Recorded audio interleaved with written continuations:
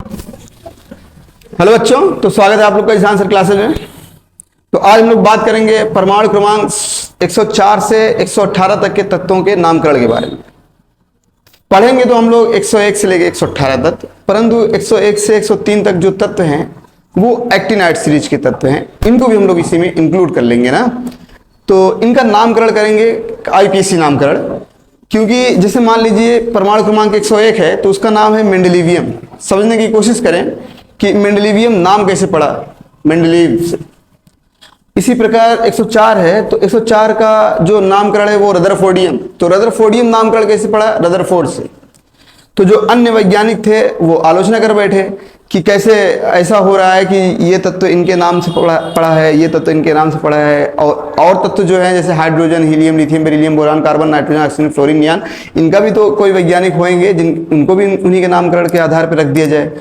तो जब आलोचना हुआ तो आईपीएसी पद्धति के अनुसार उनका नामकरण किया गया ना। सेकंड लास्ट ईयर में आप लोग क्वेश्चन देखेंगे, नीट के पेपर में आया था match column first and column second, जिसमें एक कॉलम में आईपीएसी नामकरण था और एक कॉलम में वैज्ञानिक नामकरण था। आपको मैच कराना था दोनों को, तो ये क्वेश्चन आया हुआ है यहां से ना। तो देखिए किस प्रकार से नामकरण किया जाता है। जैसे मान लीजिए एग्जाम्पल 104 है, अब इसका नामकरण करना है तो यहां पे हम लिखे हुए हैं कि कितने अंक को क्या बोलते हैं। तो एक को क्या बोलते हैं, अन। जीरो को क्या बोलते हैं, नील। एक को क्या बोलते हैं, अन। जीरो को क्या बोलते हैं, नील। एक और जीरो ना। फिर उसके बाद किसका नंबर आता है, चार को क्या बोलते हैं, क्वाड। लास्ट में आईएम सफिक्स लगाते हैं, अनुलग्न। तो अनिल क्वाडियम, इसको आप लोग ऐसे भी लिख सकते हैं, यू एन और क्यू। और एग्जांपल 107 है तो इसका अगर हम लोग नामकरण करेंगे क्या, अन नील। 7 को क्या बोलते हैं, सेप्टियम। तो सेप्ट, आई यू, सेप्टियम। तो इसका यू एन एस। इस प्रकार से नामकरण किया जाता है। एक और एग्जाम्पल देखें जो हम लोग पढ़े हुए थे कि आवर्त सारणी में कुल 6 तत्व द्रव अवस्था में पाए जाते हैं, caesium, francium, mercury, gallium, bromine और अनअनबाइयम। अनअनबाइयम बोले तो 112 अनबाइयम। ये किस अवस्था में पाया जाता है, लिक्विड अवस्था, याद रखिए। तो और एग्जाम्पल आप लोग कर सकते हैं इनके आधार पर ना। तो ये था परमाणु क्रमांक 101 का भी अगर आपको देखना है तो 101 का भी देख सकते हैं, अन नील अनियम, यू एन, ये ना। तो और आप लोग ट्राई करिएगा। हम लोग बात करेंगे नॉर्मल रिप्रेजेंटेटिव एलिमेंट की।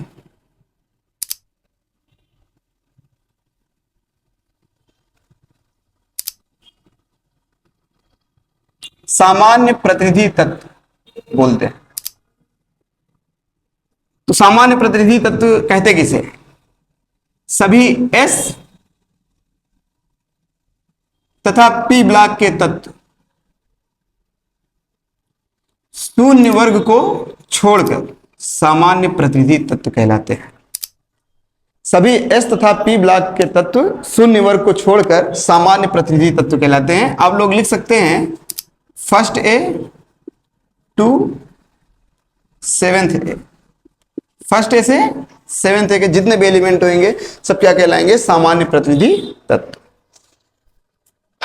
आप ट्राई करके देख सकते हैं, या फिर इसका और जो परिभाषा है, जिसके वाह्यतम कोश अपूर्ण हो। वाह्यतम पी उपकोष, सभी एस ब्लॉक के तत्व तथा वाह्यतम पी उपकोष अपूर्ण हो। पी उपकोष थर्ड ए से फिफ्थ सेवेंथ ए तक आप सभी तत्व का इलेक्ट्रॉनिक विन्यास करके देख सकते हैं, सब का अंतिम इलेक्ट्रॉन पी में आएगा और वो पूर्ण नहीं होगा, क्या होगा, अपूर्ण होगा ना। उसके बाद हम लोग बात करेंगे नोबल गैस की।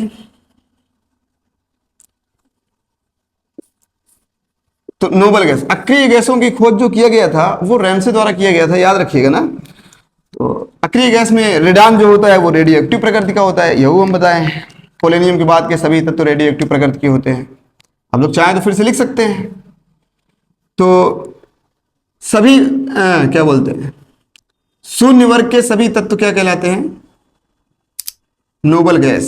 या फिर उनको अगर आप लोग और तरीके से सिद्ध कर सकते हैं तो वो ये है कि ऐसे तत्व जिनका वाह्यतम पी उपकोष पूर्ण रूप से भरा हो। अब वाह्यतम पी उपकोष किसका पूर्ण रूप से भरा होएगा, शून्य वर्ग। आप लोग ट्राई कर सकते हैं ना, तो वो क्या कहलाएंगे, नोबल गैस। और नोबल गैस में दो तत्व ऐसे हैं जैसे क्रिप्टान और जिनान, हम लोग आगे पढ़ेंगे, थोड़ा सा केस जान जाएंगे इनके बारे में तो बेहतर होएगा। क्रिप्टान और जिनान अधिक विद्युतड़ी तत्व, अधिक विद्युतड़ी, मोर इलेक्ट्रोनिगेटिविटी। अभी हम लोग इसके बाद पीरियोडिक प्रॉपर्टी जब चलेगा तो उसमें हम लोग देखेंगे। तो जिसे ऑक्सीजन और फ्लोरीन के साथ यौगिक बनाते हैं। बाकी नोबल गैस के कोई भी तत्व यौगिक नहीं बनाते ना, केवल क्रिप्टान और जिनान को। मैक्सिमम जो कंपाउंड बनता है वो जिनान का बनता है। अभी आगे हम लोग देखेंगे तो इसीलिए हम आपको बता दिए। उसके बाद हम लोग पढ़ेंगे ऑब्लिक रिलेशनशिप, विकर्ण संबंध।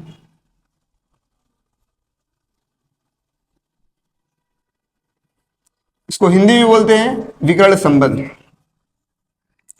तो द्वितीय आवर्त के तत्व तृतीय आवर्त में स्थित अपने से विकर्ण स्थित, विकर्ण मतलब होता है तिरछा, अपने से विकर्ण स्थित तत्वों के साथ समानता दर्शाता, समान आयनन विभव, ब्रैकेट में लिख लीजिएगा, समान आयनन विभव, समानता दर्शाते हैं, जिन्हें क्या बोला जाता है, विकर्ण संबंध। जैसे अब द्वितीय आवर्त में आपको तत्व मालूम रहना चाहिए, lithium, beryllium, boron, carbon, nitrogen etcetera.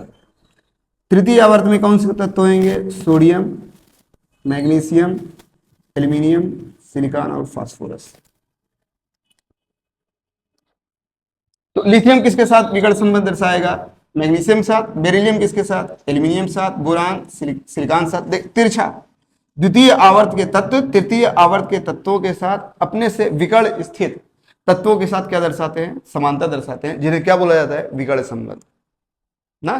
तो ये अब हम लोग देखेंगे ट्रांजिशन और इनर ट्रांजिशन एलिमेंट। तो देखें ट्रांजिशन एलिमेंट, ट्रांजिशन एलिमेंट बोले तो संक्रमण तत्व, ऐसे तत्व जो अपनी मूल अवस्था से या उच्च ऑक्सीकरण अवस्था से अंतिम दो कोष अपूर्ण रखते हों, उन्हें क्या कहा जाता है, संक्रमण तत्व। संक्रमण तत्व किस ब्लॉक से बिलोंग करते हैं, डी ब्लॉक से। तो ऐसे तत्व जो अपनी मूल अवस्था से अंतिम दो कोष अपूर्ण रखते हों संक्रमण तत्व कहलाते हैं, या परिवर्तित ऑक्सीकरण संख्या और संयोजकता व्यक्त करते हो, डी ब्लॉक के तत्व कहलाते हैं। वो क्या बोलते हैं, जैसे इलेक्ट्रॉनिक कॉन्फ़िगरेशन हम लोग करते हैं, तो क्या इलेक्ट्रॉनिक कॉन्फ़िगरेशन में 1D आता है, नहीं। 2D आता है, नहीं। आधा होता, स्टार्ट कहां से होता है, 3D से। तो ऐसे तत्व जो अपनी मूल अवस्था से अंतिम दो कोष अपूर्ण रखते हों क्या कहलाते हैं, संक्रमण तत्व कहलाते हैं। और संक्रमण तत्व कौन से ब्लॉक से संबंधित है, डी ब्लॉक से। तो एक तो वर्ड है डी ब्लॉक के लिए कि सभी संक्रमण तत्व डी ब्लॉक से संबंधित हैं, परंतु सभी डी ब्लॉक के तत्व संक्रमण तत्व हों ये जरूरी नहीं। ये संक्रमण तत्व नहीं है। एक बार और समझिएगा, सभी संक्रमण तत्व डी ब्लॉक से संबंधित है, परंतु सभी डी ब्लॉक के तत्व संक्रमण तत्व हों ये जरूरी नहीं। जैसे कौन कौन, इसको हम लोग लिख सकते हैं सेकंड बी। सेकंड बी के तत्व संक्रमण तत्व नहीं होते। जैसे मान लीजिए डी ब्लॉक में कुल एलिमेंट कितने, 40।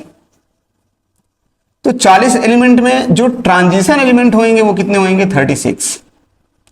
और नॉन ट्रांजिशन एलिमेंट कितने, 4। नॉन ट्रांजिशन मतलब ट्रांजिशन एलिमेंट नहीं। अब ऐसे ही बात करेंगे हम लोग इनर ट्रांजिशन एलिमेंट की। इनर ट्रांजिशन एलिमेंट, तो ट्रांजिशन एलिमेंट कैसे कहते हैं, जो अपने मूल अवस्था से दो कोष अपूर्ण रखते हो उन्हें ट्रांजिशन एलिमेंट। और इनर ट्रांजिशन एलिमेंट जो अपनी मूल अवस्था से 3 कोष अपूर्ण रखते हो, ना तो 1F होता है, ना तो 2F होता है, ना तो 3F होता है, 4F से स्टार्ट होता है। तो जो अपने मूल अवस्था से 3 कोष अपूर्ण रखते हो वो क्या कहलाते हैं, इनर ट्रांजिशन एलिमेंट। और इनर ट्रांजिशन एलिमेंट कौन से ब्लॉक से संबंधित है, एफ ब्लॉक से। और एफ ब्लॉक में हम लोग जानते हैं लैंथेनाइड और एक्टिनाइड। लैंथेनाइड में कुल कितने 14 तत्व और एक्टिनाइड में भी 14 तत्व, टोटल कितने 28 तत्व ना। एक तो है परा यूरेनिक तत्व, परा यूरेनिक एलिमेंट। परा यूरेनिक, परा मतलब होता है ऊपर, यूरेनिक मतलब होता है यूरेनियम। तो परमाणु क्रमांक 92 बोले तो यूरेनियम के बाद के सभी तत्व क्या कहलाते हैं? परा यूरेनिक तत्व कहलाते हैं। परा यूरेनिक तत्व परमाणु क्रमांक 92 मतलब यूरेनियम के ऊपर के सभी तत्व क्या कहलाते हैं? परा यूरेनिक तत्व। जैसे मान ले एग्जांपल की आवर्त सारणी में 118 तत्व है, तो 118 तत्व अगर हैं तो परा यूरेनिक तत्वों की संख्या कितना होगा? 118, 18 8 26। परा यूरेनिक तत्वों की संख्या कितना? 26। ये ना। तो कुछ जनरल पॉइंट हम आपको बता रहे हैं, आप लोग नोट करके लिख सकते हैं कि यस ब्लॉक में कुल 14 तत्व हैं हीलियम सहित, जिसमें से 12 तो क्या है? धातु है, हाइड्रोजन और हीलियम क्या है? अधातु है। पी ब्लॉक में सभी प्रकार के तत्व पाए जाते हैं, धातु भी, अधातु भी और उपधातु भी। क्वेश्चन है कि कौन सा ऐसा ब्लॉक है आवर्त सारणी में जिसमें सभी प्रकार के तत्व पाए जाते हैं? तो कौन सा ब्लॉक? P block. धातु किसे कहते हैं? जो इलेक्ट्रॉनों का त्याग करे। अधातु किसे कहते हैं? जो इलेक्ट्रॉनों को ग्रहण करे। तो पहले तो धातु और अधातु समझ लें। धातु और अधातु किसके द्वारा दिया गया था? लेवाइसियर द्वारा। लेवाइसियर ने बताया कि धातु वो होते हैं जो इलेक्ट्रॉनों का त्याग करके धनायन बनाते हैं, और अधातु वो होते हैं जो इलेक्ट्रॉन को ग्रहण करके ऋणायन बनाते हैं। तो एग्जाम्पल है धातु का, जैसे फर्स्ट है, सेकेंड है, थर्ड है, तीनों ले सकते हैं आप लोग। 11 है, 2 8 1। तो ये एक इलेक्ट्रॉन क्या करेगा? त्याग देगा। जब एक इलेक्ट्रॉन त्यागेगा तो यहाँ पे क्या? Na+ 2 और 8। तो क्वेश्चन ये है कि कोई भी तत्व इलेक्ट्रॉन त्यागता क्यों है? तो कोई भी तत्व इलेक्ट्रॉन त्यागता है इसलिए अपना अष्टक पूर्ण करने के लिए, या फिर अपने निकटतम अक्रिय संरचना को प्राप्त करने के लिए। जैसे सोडियम है, सोडियम का परमाणु क्रमांक 11 था, एक इलेक्ट्रॉन त्याग देगा, कितना बचेगा? 10। तो ये किसके संरचना को प्राप्त किया? नियान, इसी पीरियड में ना। और ऐसे ही अधातु को अगर हम लोग लेंगे तो फ्लोरीन, फ्लोरीन का एटॉमिक नंबर कितना होता है? 9, 2 और 7। तो एक इलेक्ट्रॉन ये क्या करेगा? ग्रहण कर लेगा, और जब एक इलेक्ट्रॉन ग्रहण करेगा तो ऋणायन बना लेगा एक ठो, और यहाँ पे क्या हो जाएगा? 2 और 8। धातु और अधातु ना। और उपधातु किसे कहते हैं? जिसमें धातु और अधातु दोनों के लक्षण। तो उपधातु बोले तो मेटलॉइड,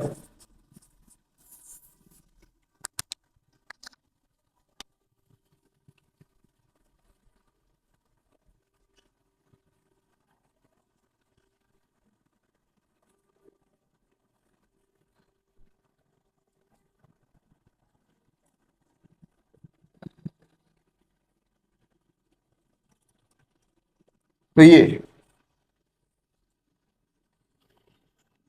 कुल 8 तत्व क्या होते हैं? Boron, silicon, germanium, arsenic, antimony, tellurium, polonium और स्टैटिन। ये सब क्या होते हैं? मेटलॉइड होते हैं। मेटलॉइड बोले तो उपधातु। तो ये केस था कि पी ब्लॉक में सभी प्रकार के तत्व पाए जाते हैं, धातु भी, अधातु भी और उपधातु भी। डी ब्लॉक में कितना 40 तत्व हैं, सभी धातु।